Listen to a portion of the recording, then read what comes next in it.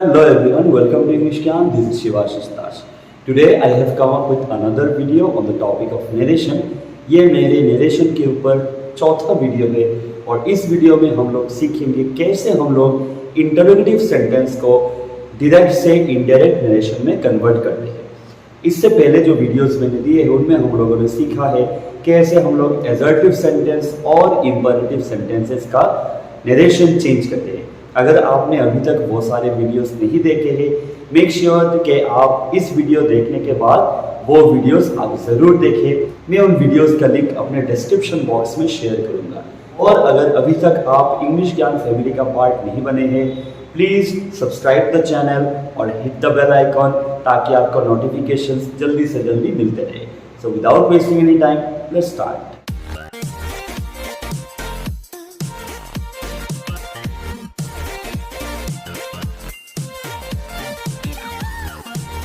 सो interrogative sentences क्या होते हैं? जिन सेंटेंसेस में लास्ट में हमको एक क्वेश्चन मार्क दिखेगा, it's very easy to understand के वही सेंटेंसेस इंटरोगेटिव होते हैं। मतलब कुछ जब क्वेश्चंस पूछा जाता है उन सेंटेंसेस को हम इंटरोगेटिव सेंटेंस बोलते हैं। तो देखते हैं हम लोग इंटरोगेटिव सेंटेंसेस को कैसे चेंज करते हैं। Like you have a sentence, he said to me can you solve this sum. हमको क्या करना होगा? ही तो पहले ही रहेगा, सेड टू से चेंज करके हम लोग आस्क्ड लिख सकते हैं, या फिर हम लोग सेड टू से चेंज करके एनक्वायर्ड ऑफ भी लिख सकते हैं। There are two options, you can either use ask or you can use enquire of. यहाँ पे रिपोर्टिंग वर्ब पास्ट में था, इसीलिए हम लोग आस्क के साथ हम लोगों ने इसका पास्ट फॉर्म यूज किया है, that is asked. So it becomes he asked. किसको पूछा है? मी को पूछा है, दैट्स व्हाई मी तो मी ही रहेगा। नाउ हम लोगों ने सीखा था कि एजर्टिव सेंटेंसेस में हम लोग कॉमा और कोटेशन को रिमूव करके we use that. In imperative sentence while removing the comma and quotation we use the joining word to. और इंटरोगेटिव सेंटेंसेस में हम लोग इफ लिख सकते हैं या फिर whether लिख सकते हैं। Okay, we can write either if और whether, लेकिन there is one condition। तो रिपोर्टेड स्पीच के शुरुआत में WH या फिर how रहा तब हम लोग if या फिर whether यूज नहीं कर सकते हैं। We have to write that word only। Okay, we will come to know about it in the next example। चलिए इसको देखते हैं कि इस सेंटेंस में हम लोग कॉमा एंड कोटेशन को रिमूव करके we have to use if। Now can you solve this sum? इस सेंटेंस में जिसके बारे में बात किया जा रहा है पहले हम उसको लिखेंगे। मतलब we have to choose the subject and here subject is you, that's why हम लोग पहले यू का फंक्शन करेंगे। और जैसा कि हम लोगों ने पिछले वीडियोस में सीखा, यू इज सेकंड पर्सन और सेकंड पर्सन फॉलो करता है ऑब्जेक्ट को, that is me. That's why यहाँ पे हम लोग यू चेंज करके लिखेंगे आ, क्योंकि यहाँ पे मी लिखने से सेंटेंस में फिट नहीं बैठेगा। We have to use the word आ। तो हम लोग छोड़ के आए थे कैन को, now we have to write can, लेकिन the reporting verb is in the past tense, so can का भी टेंस चेंज होगा। We have to write could instead of can, मतलब कैन का पास्ट टेंस हमको लिखना होगा। एक बार तो हमने चेंज कर लिया कैन से कुड, दोबारा हम चेंज नहीं करेंगे। दैट्स व्हाई सॉल्व को सॉल्व रखेंगे और दिस से हो जाता है दैट और सम तो सम रहेगा। और a very important point two remember is that and में हम लोग क्वेश्चन मार्क नहीं है, फुल स्टॉप देंगे। That is why the final answer will become he asked me if I could solve the sum। और हम लोग लिख सकते थे कि he inquired of me whether I could solve the sum। So I hope आपको ये सेंटेंस समझ में आया होगा। चलिए एक WH या फिर how से रिलेटेड सेंटेंस देखते हैं कि इसको कैसे हम लोग सॉल्व करेंगे। So here you see you are getting, she said to me how have you unlocked this device। End में एक जब क्वेश्चन मार्क होता है so we come to know that it's an interrogative sentence. Now कैसे solve करेंगे इसको? She तो she रहेगा, सेड टू से फिर से जैसा कि हम लोगों ने फर्स्ट सेंटेंस में किया, हियर सेड टू से हो जाएगा आस्क्ड, क्योंकि it's in the past tense, that's why हम लोग आस्क के साथ ईडी यूज करते हैं। हिम तो हिम रहेगा, it's the object. Now a very interesting point is that ये रिपोर्टेड स्पीच शुरू हो रहा है हाउ से। और जैसा कि हम लोगों ने पहले ही मेंशन किया था कि अगर सेंटेंस के शुरू में WH वाला कुछ वर्ड होता है या फिर हाउ वर्ड होता है तब we can not use if. So now we have to write the word itself हमको यहाँ कॉमा और कोटेशन को रिमूव करके हाउ ही लिख लेना होगा। और उसके बाद हम लोग सेंटेंस के सब्जेक्ट में जाएंगे, मतलब यहाँ पे यू के बारे में बात किया जा रहा है तो हम लोग यू का फंक्शन करेंगे। यू होता है second person, it will follow the object him, तो हम लोग यहाँ पे हिम नहीं लिखेंगे, हम लोग लिखेंगे ही। That's why it will become how he. हम लोग छोड़ के आए हैं हैव को, रिपोर्टिंग वर्ब भी है पास्ट टेंस में, सो हैव का जो पास्ट टेंस है वो लिखना होगा, that is had. Have will become had, unlock तो अनलॉक रहेगा और दिस से हो जाएगा that, that is that device. So final answer क्या होता है, she asked him how he had unlocked that device. So इन दोनों एग्जांपल्स से हमको यही समझ में आ रहा है कि अगर इंटरोगेटिव सेंटेंस होता है तो हम लोग सेट को रिमूव करके आस्क्ड लिखते हैं, या फिर हम लोग अगर ये प्रेजेंट टेंस में होता है तो हम लोग आस्क्ड लिखेंगे और कॉमा और कोटेशन को रिमूव करके हम लोग ज्वाइनिंग वर्ड इफ यूज करेंगे या फिर वेदर यूज करेंगे। लेकिन अगर शुरुआत में मतलब रिपोर्टेड स्पीच के शुरुआत में WH या फिर हाउ होता है तो हम लोग इफ नहीं लिखेंगे, वेदर भी नहीं लिखेंगे, हम लोग जो क्वेश्चन वर्ड है वो ही डायरेक्टली लिख लेंगे। तो चलिए इन रूल्स पे बेस करके कुछ सेंटेंसेस सॉल्व करते हैं।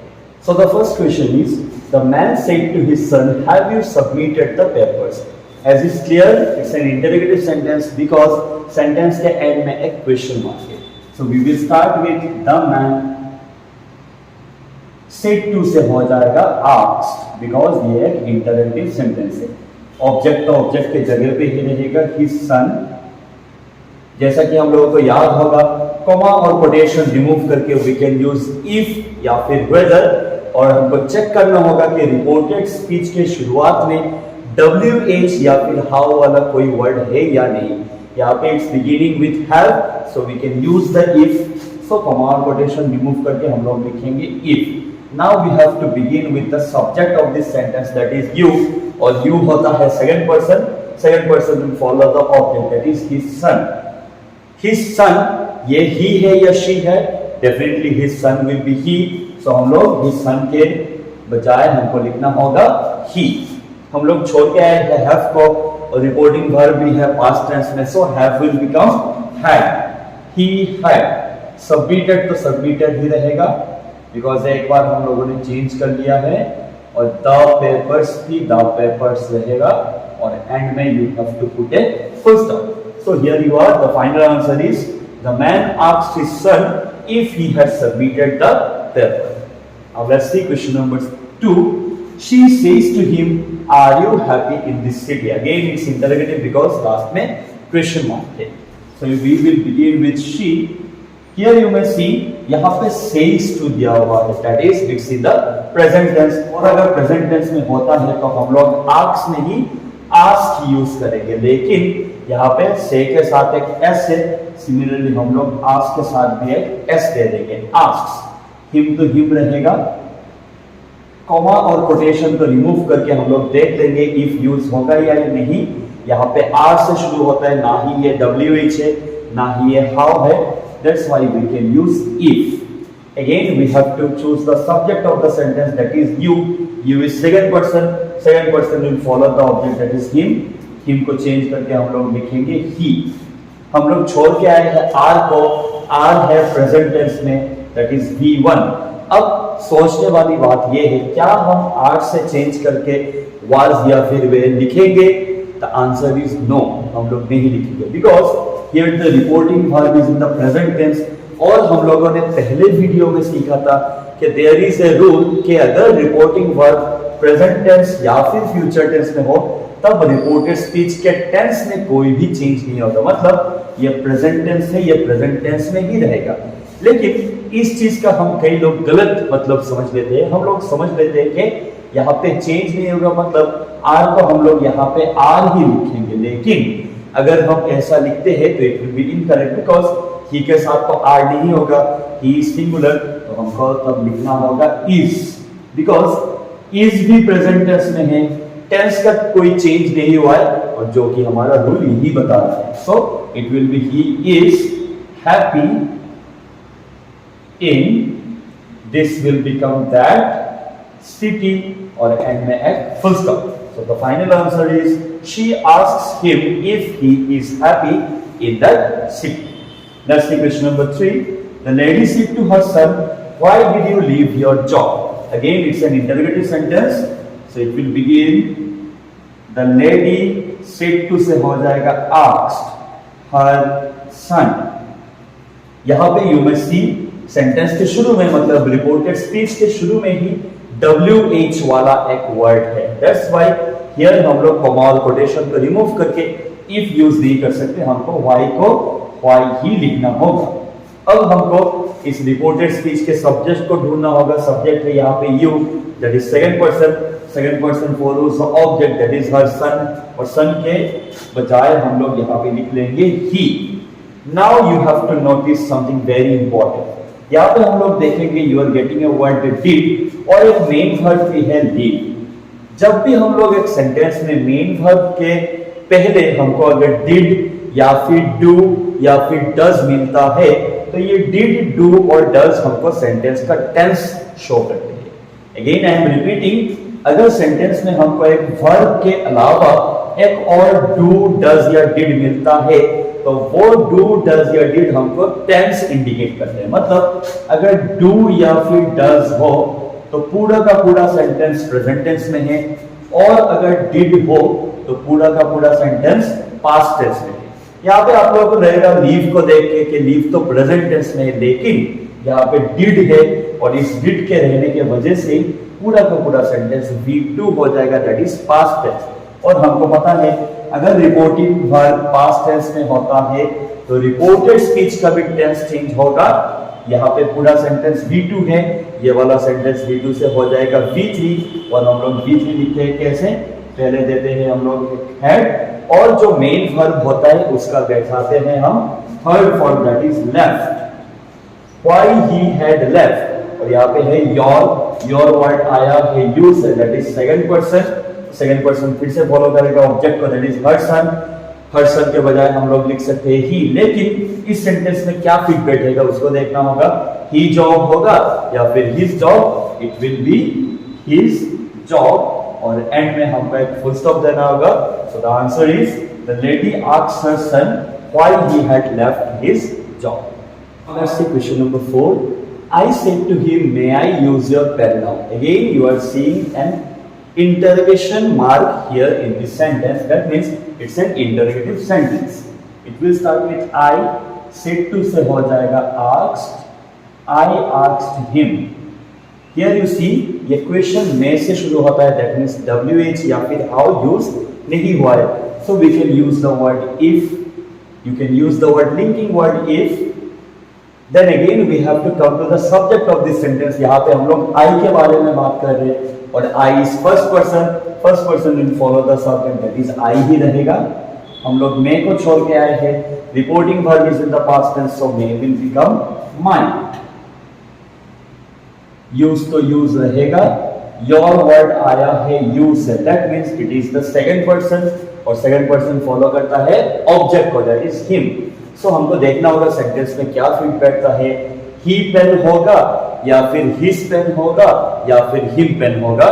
Definitely it will be his pen, उसका पेन, और नाउ से हो जाएगा देन, जैसा कि हम लोगों ने पहले सीखा था.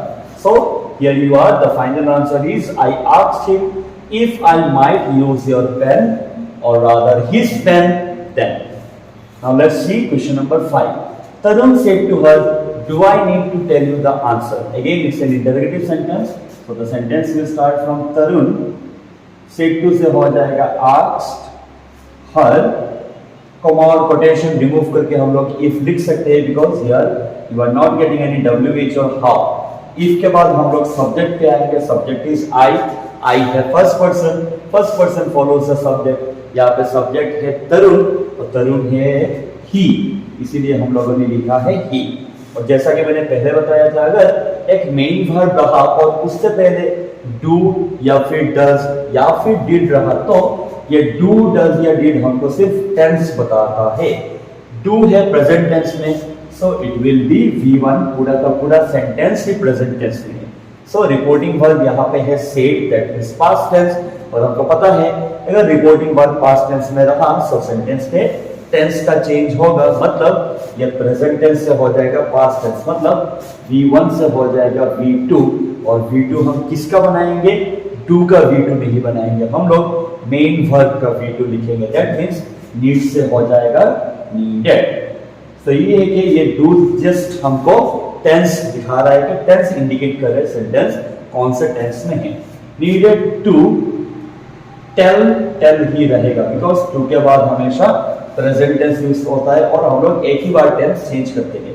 यू है second person follows the object that is her, तो टेल हर होगा या टेल शी होगा, it will be tell her the answer. So the answer is Tarun asked her if he needed to tell her the answer. So let's come to the final question of the day. इस question में भी हम लोग देख रहे हैं it's an interrogative sentence, so the answer will start from she, said to से हो जाएगा asked her father। Again you can see ये शुरू हो रहा है WH से, और जैसा कि हमको याद है WH होने से हम लोग if यूज नहीं कर सकते, so we have to use the word itself where, और हम लोग इसके बाद देखेंगे you है second person follows the object that is her father, और हर फादर तो ही होगा, सो हम लोग लिख लेते हैं ही। Again you are getting a did and you are getting a main verb by. So जैसा कि हम लोगों ने डिस्कस किया है, डिड पूरा सेंटेंस का टेंस इंडिकेट करेगा, डिड है पास्ट टेंस में दैट इज बाय भी पास्ट टेंस में, मतलब पूरा का पूरा सेंटेंस यहाँ पे पास्ट टेंस में है और रिपोर्टिंग वर्ब भी है पास्ट में, so past tense will become past perfect, मतलब V2 से चेंज होके हम लोगों को लिखना होगा V3, और V3 कैसे लिखेंगे, पहले लिखेंगे हैड, और जो मेन वर्ब है मेन वर्ब का थर्ड फॉर्म लिखेंगे दैट इज बाय का थर्ड फॉर्म है बॉट, दिस से हो जाता है दैट बुक, और एंड में होगा from. So here you are, your final answer is she asked her father where he had bought that book from. So I hope आप सभी को आज के सारे क्वेश्चन समझ में आए हैं, कैसे हम लोग इंटरोगेटिव सेंटेंस को डायरेक्ट से इनडायरेक्ट फॉर्म में चेंज करते हैं। If you still have any doubts regarding any of the rule or any of the sentences, feel free to drop in your questions in the comment section below. And for more such videos, stay tuned to English Gyan, keep learning and keep sharing. Thank you.